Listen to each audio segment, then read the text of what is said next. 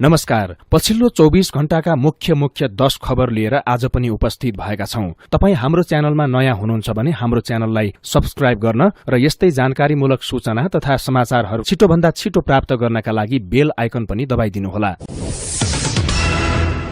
नेपाली कांग्रेस र नेकपा एकीकृत समाजवादी बीच बुधबार भएको वार्तामा पनि राष्ट्रपति निर्वाचनलाई लिएर कुनै पनि सहमति बन्न सकेन। दुवै दलले राष्ट्रपति निर्वाचनमा आफ्ना उम्मेद्वारलाई सघाउन आग्रह गरे, तर कुरा नमिलेपछि आगामी दिनमा छलफललाई निरन्तरता दिने सम्मको मात्रै सहमति बनेको छ। स्रोतका अनुसार नेकपा यसका नेताहरूले संविधान र लोकतन्त्रको रक्षाका लागि पुरानै गठबन्धन बेउताएर पावर शेयरिङ गर्नुपर्नेमा जोड़ दिएका थिए। देशमा अहिले पनि प्रतिगमनको खतरा नटरेको तथा पुराना शक्तिहरूले संविधान विरोधी क्रियाकलाप गर्न थालेको तर्फ यसका नेताहरूले ध्यानाकर्षण गराएका थिए। कांग्रेसले पनि यस विषयमा गम्भीर चासो दिएको थियो। चुनाव अघि नेकपा यसलाई राष्ट्रपति दिने विषयमा गठबन्धनभित्र समझदारी बनेको चर्चा पनि बैठकमा चल्यो। नेकपा यसका महासचिव बेदुराम भुसालले पार्टीका सम्मानित नेता झलनाथ खनाललाई राष्ट्रपति बनाउने भद्र सहमति जस्तो बनेको थियो। खनाललाई राष्ट्रपति बनाउने अनौपचारिक कुराकानी त्यतिबेला भएको, तर उहाँले संसदीय चुनावलाई लड्न गइसकेपछि त्यो प्रसंग अहिले नरहेको उहाँले बताउनुभयो। बुधबारको बैठकमा कुन पार्टीले राष्ट्रपति पाउने भन्ने बारेमा छलफल भए पनि व्यक्तिको विषयमा चर्चा नै नभएको भने उहाँले दावी गर्नुभएको छ। बैठकमा अन्य राजनीतिक विषयबारे पनि विमर्श भएको थियो। खास गरी पूर्व राजा ज्ञानेन्द्र शाहले जारी गरेको वक्तव्यका बारेमा नेकपा यसका नेताहरूले चर्चा गरेका थिए। आफूलाई श्री 5 महाराज धिराज सरकार भन्दै अनधिकृत रूपमा वक्तव्यबाजी गरिनु गम्भीर विषय भएको उनीहरूको भनाइ थियो। यस्तै दुर्गा प्रसाईले पूर्व राजपरिवारको उपस्थितिमा शुरू गरेको संविधान विरोधी गतिविधिलाई पनि हल्का रूपमा लिन नहुने नेकपा यसका नेताहरूले बताएका थिए। साथै भारतबाट आएका गुरु शंकराचार्यको गतिविधिबारे पनि कुराकानी भएको थियो।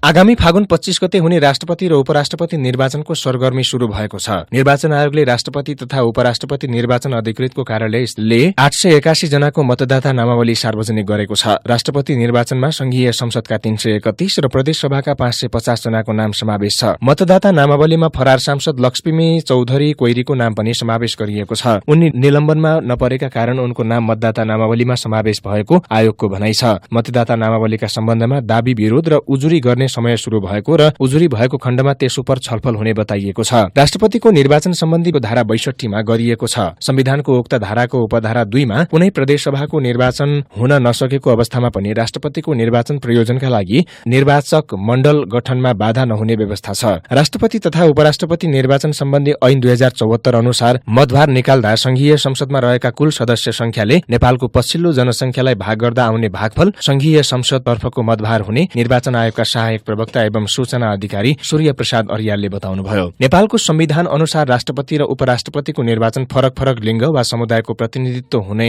गरी गर्नुपर्ने भएकाले फागुन 25 को निर्वाचनको नतिजाका आधारमा कस्तो व्यक्ति उपराष्ट्रपति हुने टुङ्गो लाग्नेछ। संविधान अनुसार संघीय र प्रदेशसभातर्फ तत्काल कायम रहेका कुल सदस्य संख्याको बहुमत अर्थात 50% मत ल्याउने व्यक्ति राष्ट्रपति निर्वाचित हुने उहाँले बताउनुभयो। नेपालको राष्ट्रपति निर्वाचनमा विदेशीले हस्तक्षेप गरेको निष्कर्षसहित सांसदहरूले आपत्ति जनाएका छन्। नेकपा एमालेका सांसद रघुजी पन्तले नेपालको राष्ट्रपतिको नाम विदेशीको ट्वीटमा हेर्नुपर्ने हो भन्दै प्रश्न गर्नुभएको छ। केही दिनअघि भारतका कूटनीतिज्ञ सुखदेव मुनिले सामाजिक सञ्जाल ट्विटर मार्फत नेपालका सम्भावित राष्ट्रपति भन्दै 4 जनाको नाम सार्वजनिक गर्नुभएको विषयलाई लिएर सांसद पन्तले यो प्रश्न उठाउनु भएको हो। प्रतिनिधि सभाको विशेष समयमा बोल्दै सांसद पन्तले गत हप्ता भारतीय विदेश सचिव विनयमोहन क्वात्राको नेपाल भ्रमण हुँदा भएको भेटघाटलाई पनि आपत्ति जनाउनु भएको छ। यस्तै नेपाली कांग्रेसका सांसद गगन कुमार थापाले बदनियतले काम गर्ने लघुवित्त संस्थालाई कारबाही गर्नुपर्ने माग गर्नु भएको छ। प्रतिनिधि सभाको बैठकमा बोल्दै थापाले लघुवित्तका कारण कैयौं गरीब जनतामाथि उठ्न नसक्ने गरी थला परेको टिप्पणी गर्नुभयो। लघुवित्तका कारण मार्कामा परेकालाई बैंक तथा वित्तीय संस्थाको सामाजिक उत्तरदायिताको रकमबाट राहत दिन सकिने बताउँदै उहाँले एउटा ऋणीले एउटा लघुवित्तबाट मात्रै ऋण पाउने व्यवस्था गर्न सुपरिवेक्षण कार्यालय तल्लो तहसम्म लैजान माग गर्नुभयो। यस्तै नागरिक उन्मुक्ति पार्टीले लाल आयोगको प्रतिवेदनबारे प्रधानमन्त्री पुष्पकमल दाहाल प्रचण्डसँग धारणा माग गरेको छ। पार्टीका सांसद गंगाराम थारूले आफूहरूले लाल आयोगको प्रतिवेदन सार्वजनिक गर्न पटक भनिरहे पनि धारणा नआएको बताउनुभयो। यस्तै राष्ट्रिय प्रजातन्त्र पार्टीका सांसद धवल शमशेर राणाले देशमै मल उत्पादन गर्नका लागि कारखानाको आवश्यकतामा जोड़ दिनु भएको छ। त्यसका लागि डीपीआर भएको जानकारी आफूले पाएको बताउँदै उहाँले बजेट भाषण भन्दा अगावै टेन्डर प्रक्रिया अघि बढाउन पनि माग गर्नुभयो। यस्तै नेकपा एकीकृत समाजवादीका सांसद प्रकाश पन्थले यो देशमा अझै पनि राजतन्त्र छ भन्दै प्रश्न गर्नुभएको भएको छ। पूर्व राजाले प्रजातन्त्र दिवसको अवसरमा जारी गरेको वक्तव्यमा श्री 5 उल्लेख गरिएको भन्दै गम्भीर ध्यानाकर्षण भएको बताउनु भएको हो। संविधानमाथि प्रहार गर्ने र अहिलेको व्यवस्थाका विरुद्धमा तथा जनताको बलिदानबाट प्राप्त संघीय लोकतान्त्रिक गणतन्त्रमाथि चुनौती दिने गरी भएका वक्तव्यबाजीप्रति आपत्ति जनाउनु भएको हो। प्रतिनिधि सभाको बुधबारको बैठकमा सम्पत्ति शुद्धिकरण, मनी लाउन्डरिङ निवारण तथा व्यावसायिक वातावरण प्रवर्धन सम्बन्धी केही ऐनलाई संशोधन गर्ने विधेयक 2079 माथि छलफल भएको छ। कानून, न्याय तथा संसदीय मामिला मन्त्री ध्रुवबहादुर प्रधानले पेश गर्नुभएको प्रस्तावमा बोल्ने सांसदहरूले विधेयकको शब्दावलीमै आपत्ति जनाएका छन्। उनीहरूले सम्पत्ति शुद्धिकरणसँगै निवारण पनि जोडिएको प्रति आपत्ति जनाएका हुन्। नेपाली कांग्रेसका सांसद अर्जुन नरसिंह केसीले सम्पत्ति शुद्धिकरण र निवारणसँगै जोडिँदा फरक अर्थ लाग्न सक्ने भएकाले सच्याउन सुझाव दिनुभयो। उहाँले उठाउनु भएको विषयमा नेकपा एकीकृत समाजवादीका सांसद प्रकाश ज्वालाले पनि समर्थन गर्नुभयो। राष्ट्रिय प्रजातन्त्र पार्टीकी सांसद सुमना श्रेष्ठले सम्पत्ति शुद्धिकरण, निवारण जस्तो विषयलाई संसदले हलुका रूपमा लिएको बताउनुभयो। 3 हप्ताभन्दा कम अध्ययनको समय र 72 घण्टा संशोधनको समय यस विधेयकका लागि पर्याप्त छ कि छैन भन्दै उहाँले प्रश्न समेत गर्नुभएको छ। सम्पत्ति शुद्धिकरणको ग्रीन लिस्टमा नेपाल सन् 2010 देखि 2014 को बीचमा समेत परेको उल्लेख गर्दै उहाँले त्यसपछि आराम गरेर बसेको सरकारले फेरि ग्रीन लिस्टमा पर्ने डर भएपछि हतारमा विधेयक ल्याएको बताउनुभयो। यस्तै नेपाली कांग्रेसका सांसद प्रदीप पौडेलले पनि विदेशीलाई देखाउन र कालो सूचीबाट पार पाउनका लागि मात्रै विधेयक ल्याउन खोजिएको हो कि भ्रष्टाचार अन्त्यको विषय पनि जोडिएको छ भन्दै प्रश्न गर्नुभएको छ। स्थानीय तहका उम्मेद्वारको जरिवाना माफी गर्ने निर्णय विरुद्ध सर्वोच्च अदालतमा रिट दर्ता भएको छ। अधिवक्ता लोकेन्द्र ओलीले बुधबार राष्ट्रपति कार्यालयलाई विपक्षी बनाएर रिट दायर गर्नुभएको हो। गत फागुन 5 मा मन्त्री परिषदको सिफारिशमा राष्ट्रपति विद्यादेवी भण्डारीले स्थानीय तह सदस्य निर्वाचनका उम्मेद्वारलाई निर्वाचन आयोगले तोकेको जरिवाना मिनाहा गर्नुभएको थियो। अधिवक्ता ओलीले रिटको सुनवाई फागुन 12 गतेलाई तोकिएको बताउनुभयो। आयोगले गत वैशाख 30 मा भएको स्थानीय तह निर्वाचनमा खर्च विवरण नबुझाउने 1,23,650 जना उम्मेद्वारलाई 24 अर्ब 63 करोड़ 88 लाख रुपियाँ जरिवाना गर्ने निर्णय गरेको थियो।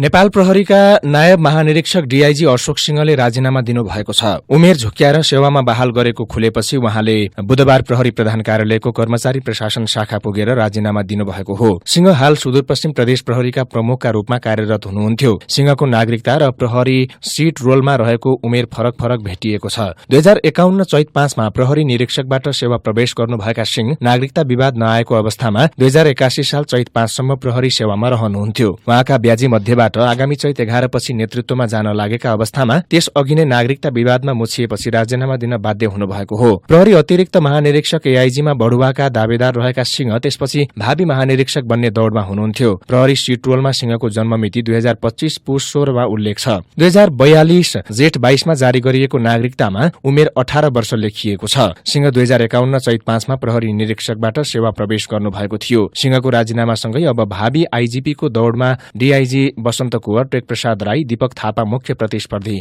देखिनु भएको छ। सुदूरपश्चिम प्रदेशको पहाड़ी जिल्लामा भूकम्पको धक्का महसुस भएको छ। बुधबार दिउँसो 1:45 मा बाजुराको बिछ्या आसपास केन्द्रबिन्दु भएर 5.2 म्याग्निच्युडको भूकम्प गएको राष्ट्रिय भूकम्प मापन केन्द्र सुर्खेतले जनाएको छ। भूकम्पबाट कुनै क्षतिको विवरण प्रहरीले दिएको छैन। सुदूरपश्चिमका जिल्लामा क्षतिको विवरण संकलन शुरू भइरहेको छ। यसअघि माघ 10 गते बाजुरामै केन्द्रबिन्दु भएर गएको 5.9 म्याग्निच्युडको भूकम्पमा परि 1 जनाको मृत्यु भएको थियो।